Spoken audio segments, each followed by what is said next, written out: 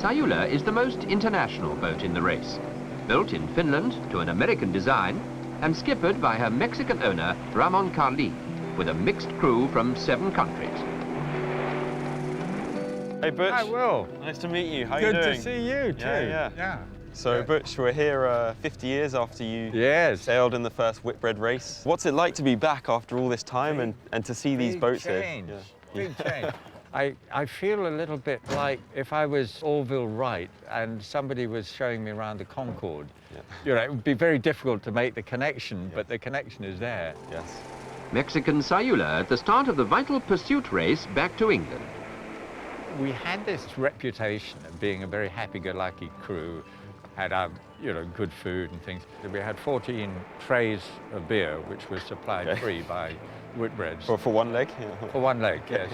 Usually a bottle of wine with dinner. The other crews were living off freeze-dried curries and all this sort of stuff, and drinking water.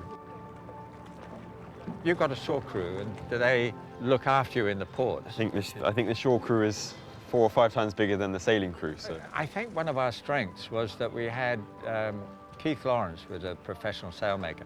I had worked as a sailmaker a few times, and it meant that when we arrived in port, the sails were actually ready for the next leg. In Rio, we actually repaired the sails of the other competitors because there weren't any sailmakers who could handle big sails in Rio. It was good, and I hope your boat is going to look yes, well, why don't we go have a little look around it, and I can show you what life on board Malizia is like compared to I have a feeling I'm going to be astonished. That's it. So far, so good. Okay. I guess these are a bit of a difference from your time. Like I can message my family like this anytime I want. How many messages were you sending back on The first leg, the radios weren't in tune. Yeah. In those days, you needed a little crystal. And if you had the wrong crystal, nothing would work. And we had the wrong crystals. So you didn't speak to your family at all during any of the... No. Butch, I'm going to show you probably the biggest difference on our boat compared to your boat 50 years ago, and that's going to be down here, which is the cockpit. So follow me down here.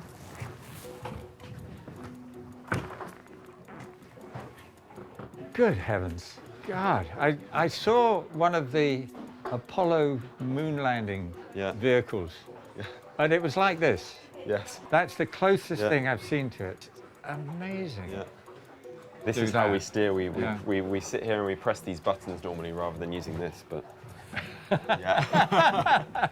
have it easy. You almost have to be a computer geek now, yeah. We do have it quite easy, I guess. It's probably a bit different to you, getting soaked by waves and. Well, I think, to be honest, the biggest difference that between then and now is the standard of clothing. Yes. Because we could never keep dry. Never. We'd have a towel around the neck. You wouldn't have a neck seal or anything like that. A towel? A towel, wow. yes. So you're basically wet from the start? Absolutely, yes. Oh.